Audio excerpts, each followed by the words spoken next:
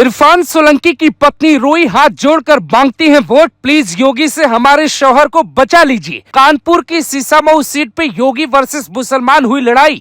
Irfan jail में रोया, पत्नी प्रचार में रोई। आजम खान वाला हाल, क्या सच में पत्नी है बेहाल? योगी से डर या फिर पति की जान पर आ गई है बात? क्या योगी का कहर आजम खान के बाद इरफान सोलंकी के परिवार पे टूटने वाला है?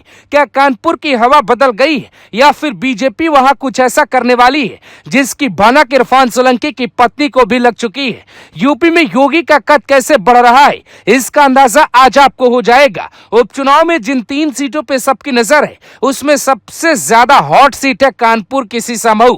ये सीट पिछले 2 दशक से सपा के पास है। इरफान सोलंकी जब बच्चा था तो सपा का झंडा उठाता था, बड़ा हुआ तो उसने हथियार उठा लिए। देखते ही देखते इरफान सोलंकी कानपुर का अतीक बनने लगा। लेकिन कहते हैं कि वह अतीक बनता, मुख्तार की तरह गैंग बनाता, उसके पहले ही योगी की सत्ता में एंट्री हो गई। योगी सरकार ने जेल में भेज दिया। इस बात पे लखनऊ की सियासत में खूब बवाल मचा।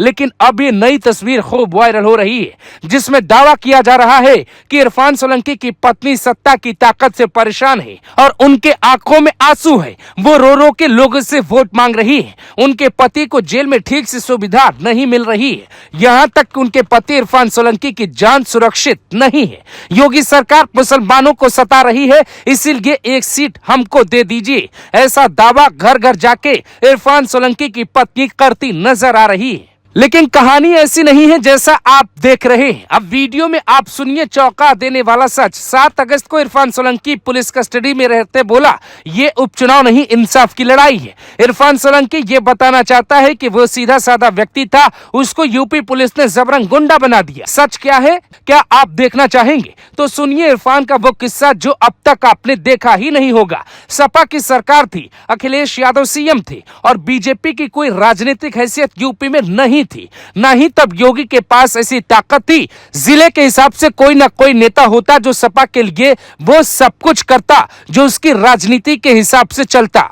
इरफान सोलंकी अखिलेश यादव की नई टीम का खिलाड़ी था। इरफान की पत्नी नसीम सोलंकी बेशक आज रोते हुए वोट मांग रही है, पर क्या इरफान ने मुसलमानों के साथ सही किया? अगर आपको लगता है तो जरा सच्चाई सुनिए।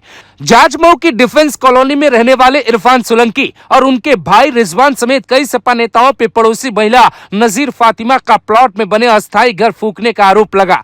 नजीर फातिमा ने 8 नवंबर साल 2022 को जाजमऊ थाने में इरफान, रिजवान समेत अन्य के खिलाफ रिपोर्ट दर्ज करवाई। उसी रिपोर्ट पर जेल हुई तो यहाँ योगी कैसे गलत हुए? एफआईआर में पुलिस ने लिखा 7 नवंबर 2022 को पीड़ित परिवार शादी में गया था। उसी दिन रिजवान सोलंकी, इरफान सोलंकी और उसके साथियों ने घर में आग लगा दी। साजिश के तहत ऐसा किया गया ताकि वहां से वो जमीन खाली कर भाग जाएं और इस पे इरफान सोलंकी का कब्जा हो जाए। लेकिन वो भूल गए थे कि सरकार अब सपा की नहीं बल्कि बीजेपी की थी और सीएम भगवाधारी योगी है। इरफान सोलंकी पे एफआईआर दर्ज हुई, वो विकास दुबे की घटना के 2 साल बाद हुई थी। अब चुनाव है तो हालात बदल गए। चुनाव में पत्नी का रोककर टिकट मांगना और दावा करना कि इंसाफ की लड़ाई है तो ये पूरी तरह गलत है। 13 नवंबर को चुनाव है और बीजेपी ने ब्राह्मण को टिकट दिया है। वहां चुनाव 80-20 पर होगा ऐसी उम्मीद की जा रही है। दावा किया जा रहा है अगर 1 लाख मुसलमान एक साथ सपा के साथ चले गए और बाकी का वोटर्स योगी का हाथ थाम ले तो वहां खेल हो सकता है। कहा जाता है कि अगर ये सीट बीजेपी जीत जाती है तो आप समझ जाइए कि हिंदू एक हो गया है। सीसामऊ विधानसभा क्षेत्र में एक के बाद एक लगातार 5 हार का सामना करने वाली बीजेपी अपनी सरकार होने के नाते इस सीट के उपचुनाव को जीतने के लिए पूरी ताकत लगा देगी, क्योंकि इरफान सोलंकी को बीजेपी गुंडा बता रही है। और अगर वहां से इरफान की पत्नी नसीम सोलंकी जीत जाती है तो बीजेपी की बात कमजोर हो जाएगी। इसीलिए योगी आदित्यनाथ की व्यक्तिगत छवि से यह सीट जुड़ चुकी है और यहाँ योगी हर हाल में जीत हासिल करना चाहते हैं। हालांकि इरफान सोलंकी की पत्नी के रोने पर आप क्या कहेंगे, जरूर बताइए।